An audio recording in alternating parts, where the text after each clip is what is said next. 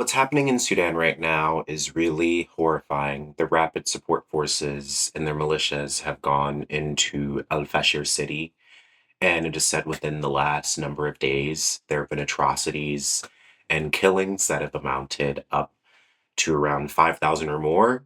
I run a podcast called The Dugout, and we are able to interview lots of amazing people. And earlier this year, we were able to interview a Sudanese anarchist who spent 2 hours talking to us all about their struggle, the work that they've done, the perspective on community and change and authoritarianism that they've developed. And I received a statement from these folks in Sudan who wanted me to share this statement as widely as possible. So I wanted to read it and also put it in the description. There's going to be a link to the statement as well. And I please implore anyone who cares to share the statement however you can and also donate to the link that is directly going towards support funds for these folks who need it for medical costs, for relocation, and for plenty of other things that might come up for them. Here's the statement. To all revolutionaries of the world, to all liberatory socialists, to all anarchists, today we mourn the martyrdom of our comrades in Al Fashir, who fell defending their city, their families, and themselves. They are Faisal Adam Ali, Radwan Abdel Jabbar, Adam Kabir Musa, Abdel Gufar Al Tahir. We also mourn a number of volunteer youths who were killed by the terrorist Rapid Support Forces militia, while their only crime was bringing food to the city's residents. We in the anarchist group call on comrades everywhere. The time has come to gather and stand with us against the destructive, authoritarian war. We must raise awareness across the world about the mass extermination being carried out by the Rapid Support Forces militias, supported by the United Arab Emirates, which are turning their guns towards ethnic cleansing and genocide on racial grounds for the sake of vicious imperialist interests, seeking to control resources and gold in exchange for blood. The world must not stand by and watch us in silence. Revolutionaries everywhere must know of our sacrifices and our struggle against savage capitalist terror, against the bloody authority, and against systemic ethnic cleansing. We in the anarchist group in Sudan have lost comrades. Some of our members were injured and some died. Others face the imminent danger of war. Our families suffer from hunger, lack of medicine, and lack of food. We believed in anarchism in a land where authority is everywhere, and we fought to defend ourselves, our idea, and our unity. Today we need you. Reach out your hands to us and stand with us so we can resist the authorities and the Janjaweed. May the revolution endure, a poisoned dagger in the hearts of tyrants. From Ali Abdel Munem, spokesperson of the group. There's an open collective link that will help you donate directly to these folks, medical resources, relocation fees, and other things that are coming up for these folks while they're trying to help others around them and keep themselves as safe as they can. I'm going to put some resources and videos after this and in a Patreon link to help you kind of understand more and get more context about the situation that's happening in Sudan. And please keep your eyes on Sudan and other struggles that are happening all around the world. Thank you for listening.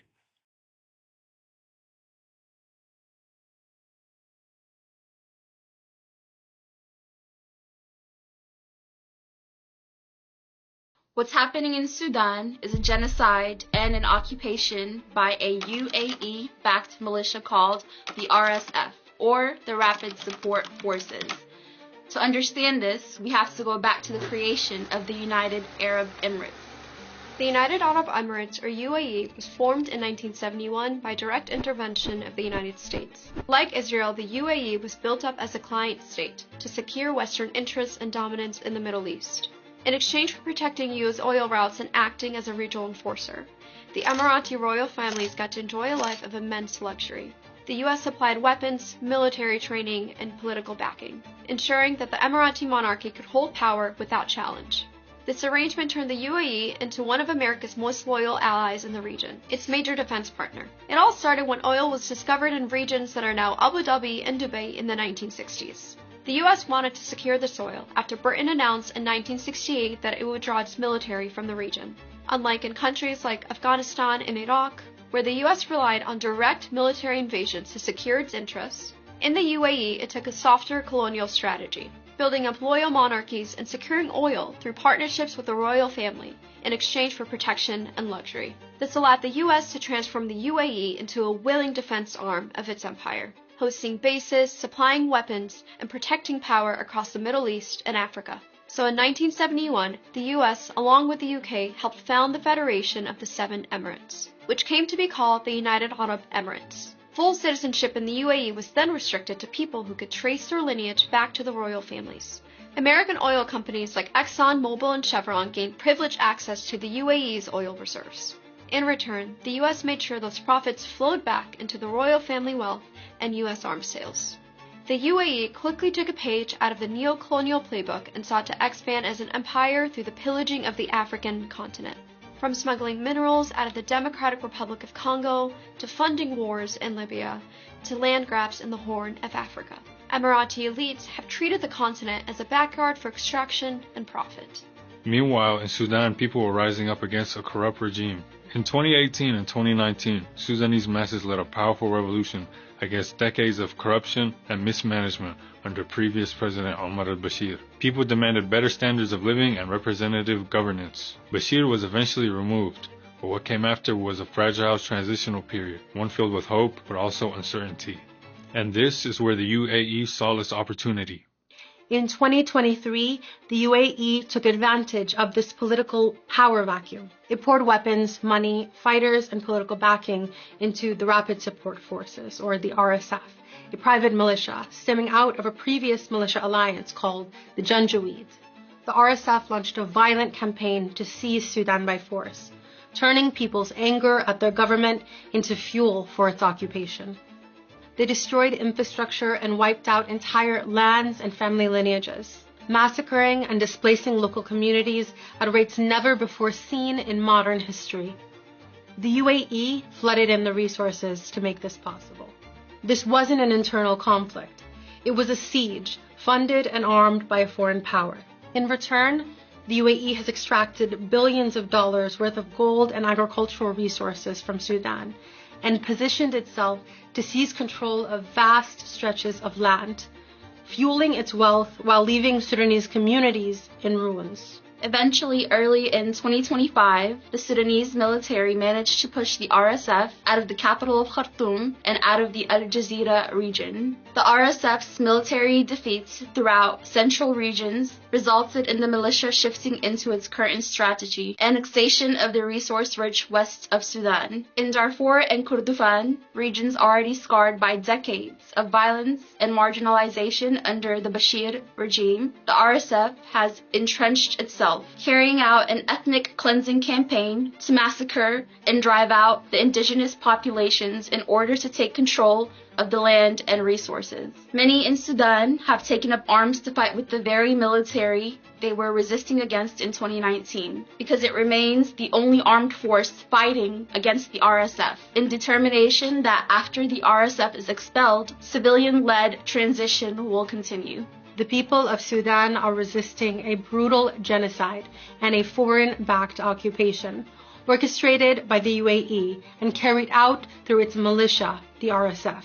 But our fight is bigger than Sudan. It is a fight against an imperial system that allows foreign powers to carve up our lands, to steal our resources, and to decide who gets to live in luxury while others are condemned to starvation and terror. Every act of resistance in Sudan is part of a global struggle against neo-colonialism, against the idea that our lives and our futures can be sacrificed for profit and power. Just as we rose up in 2019 against dictatorship, now we rise against an illegal occupation. What will happen in Sudan when we defeat the RSF, when we expel imperial intervention and influence from our lands, when we rebuild our institutions, and when we choose governance led by us, for us? It will be a blueprint for liberation from neo-colonialism in the 21st century, forged in the face of the greatest crisis in modern history.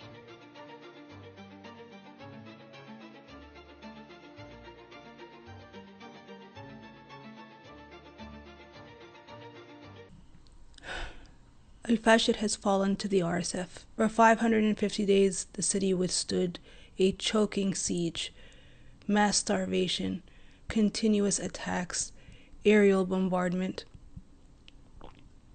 and now it has fallen in the hands of the RSF, who have begun their ethnic cleansing campaign. Many of those who tried to escape were caught, toyed with by RSF forces before being executed. The berms, the earthen walls that the RSF had built around the city in order to prevent people from escaping and prevent aid from coming in, have now turned into mass graves. Many of the civilian volunteers, particularly those working in community kitchens that were feeding the starving population, have been executed. The civilians who managed to survive walked 50 kilometers through the desert to make it to the town of Tawila, where hundreds of thousands of displaced people now reside, with little to no services. They arrived literally starving, thirsty, and completely exhausted. And the RSF's campaign of violence continues to this very moment, and not just in Al-Fashir, but in towns across North Kordofan. This is Elgoni Dagalu. He is the brother of RSF Commander-in-Chief Hemeti. He is also deeply implicated in the violence the RSF forces have unleashed on Sudan. He is also sanctioned by the US Treasury, and yet here he is, walking around Washington, D.C., taking in the sights, staying at the luxurious Waldorf Astoria Hotel. Yesterday, the U.S. administration released a statement calling on RSF forces to protect civilians. They released their statements on X while the actual leaders are with them in the same city. And of course, as always, their tweets meant nothing and stopped nothing. The UN has also called on the RSF to allow safe passage to civilians. But over 2.5 years of war, the RSF has never provided safe passage to civilians. I have no hopeful or encouraging words to offer you today. If you can, please click the link in my bio and support organizations helping survivors on the ground. Keep eyes on Sudan, or what's left of it.